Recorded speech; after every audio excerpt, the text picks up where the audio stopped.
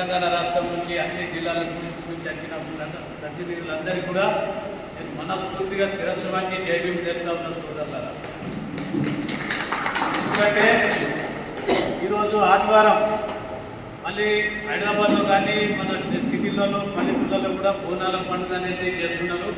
అవన్నింటినీ కూడా మీరు పక్కకు పెట్టి ఇలా బాబాసాహెబ్ ఐడియాలజీ మీద నడవడానికి మాలల హక్కులను పోరాడి సాధించడానికి బాబాసాహెబ్ అన్నాడు, మీరు పోగొట్టుకున్న హక్కులను సాధించాలంటే బతిమలాడితే బామాడితే కాదు, మెడలు వంచి సాధించాలని చెప్పిండు బాబాసాహెబ్ అంబేద్కర్.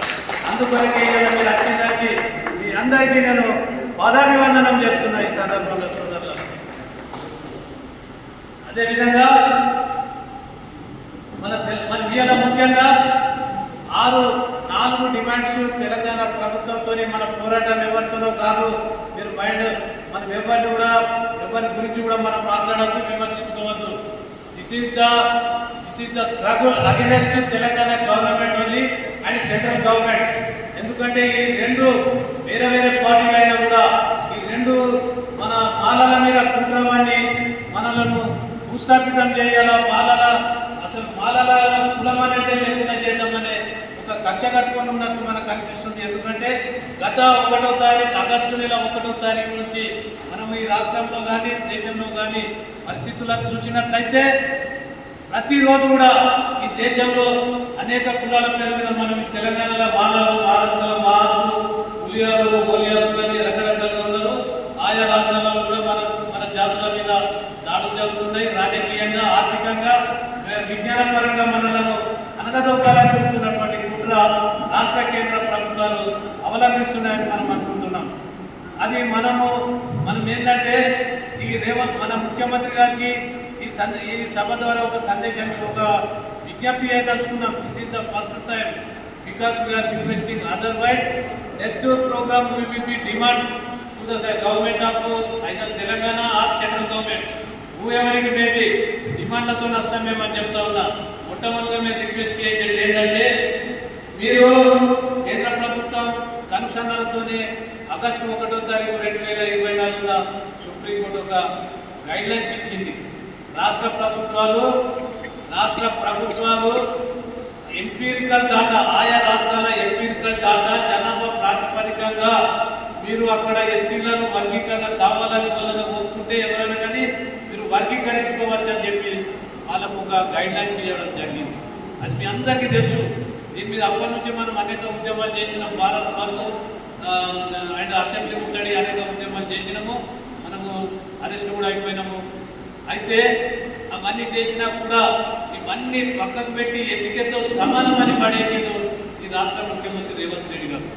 పడేసి అందరూ చూస్తుండగానే పంట పాటి మనలను ఈ కుల సిచ్చు పెట్టి మాల మార్గులను విభజించడం జరిగింది. అది బైపార్కేషన్ చేసేందుకు. ఇది బాబాసాహెబ్ అంబేద్కర్ జన్మదినమైనటువంటి 14/4/2025 అనే జీవో విడుదలవ్వడం అనేది ఇంకా బాధాకరమైన విషయం అని నేను సందర్భంగా చెప్తున్నా. ఎందుకంటే బాబాసాహెబ్ అంబేద్కర్కు 25 అడుగుల విగ్రహం ఒక ముఖ్యమంత్రి పెట్టిండు. బాబాసాహెబ్ అంబేద్కర్ భారతంలోనే నడుచుకుంటా అని చెప్పి కొత్తగా వచ్చిన ముఖ్యమంత్రి అంటున్నాడు. అదేవిధంగా కేంద్రంలో కూడా బాబాసాహెబ్ పుట్టిన జన్మస్థలమైనటువంటి మావు ప్రదేశం సందర్శించి ఆయన పాదాభివందనం చేసి because of Babasaheb Ambedkar I sat in the chair of prime minister seat అని చెప్పి మోడీ చెప్పాడు. కానీ వాళ్ళు చేసే పనులేంటి? వాళ్ళు ప్రతిరోజు కూడా దళితులను మాలమారుల మధ్య సీటు పెట్టి రాజ్యాధికారానికి చేరుకోబోతున్నటువంటి దళితులను ఆమడకూడకు విసిరికొట్టే ప్రయత్నాలు చేస్తున్నారు. ఇవన్నీ మనం గ్రహించాలి. ఇది పల్లెటూరు నుంచి గల్లీ నుంచి ఢిల్లీ దాకా ఇవే ప్రయత్నాలు నరనరాన చిత్రించుకున్నారు ఈ రాజకీయ నాయకులు. ముఖ్యంగా బీజేపీ, మనం కాంగ్రెస్ పార్టీ 2024 ఎన్నికల నాడు పరేడ్ గ్రౌండ్లో మాదిరి సోదరులు చేసినటువంటి ఒక బహిరంగ సభకు ముఖ్యమంత్రి రావడం అనేది అది రాజ్యాంగ విరుద్ధం. అది ముఖ్యమంత్రి ఈసారి ప్రధానమంత్రి రావడం అనేది అది రాజ్యాంగ విరుద్ధము. ఒక ప్రధానమంత్రి హోదాలో ఉండి ఒక కుల సంఘం మీటింగ్కు రావడము, ఆ కుల సంఘంలో వర్గీకరణ చేస్తామనేది ఇంకా ఘోరమైన తప్పిదం చేసిండు. ఆ తప్పిదం యొక్క ఫలితమే వాళ్ళు 316 సీట్ల నుంచి 240 రాబోయే ఎలక్షన్లో ఇంకా ఇటువంటి కులాల మధ్య సిచ్చు, మతాల మధ్య సిచ్చు పెట్టేటువంటి ఇటువంటి రాజకీయ నాయకులను భూస్థాపితం చేయవలసిన అవసరం ఉన్నదని చెప్పి నేను మాల సోదరులకే కాదు, ఈ తెలంగాణ రాష్ట్రంలో ఉన్నటువంటి సెక్యులరిస్టులందరికీ కూడా నేను ఈ వేదిక నుంచి విజ్ఞప్తి చేస్తున్నాను.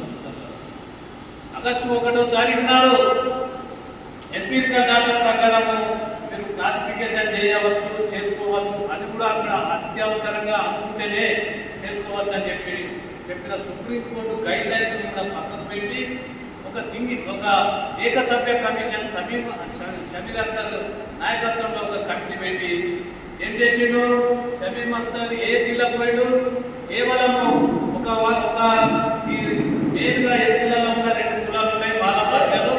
ఆ మాల మార్గాలలో మార్గలు ఎక్కువ జనాభా ఉన్నారు, ఆ జిల్లాలోనే పర్యటించి ఆ జనాభా రాసుకొని అక్కడ ఉన్న రిప్రజెంటేషన్ తీసుకుని అన్ని జిల్లాలలో కూడా మార్గలు ఎక్కున్నారని ఒక తప్పుడు రిపోర్ట్ ఇచ్చిండు.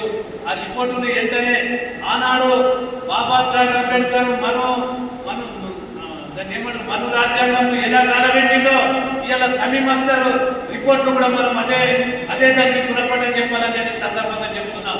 ఎందుకంటే ఇది మాలలకు ద్రోహం చేసినటువంటి ఇది.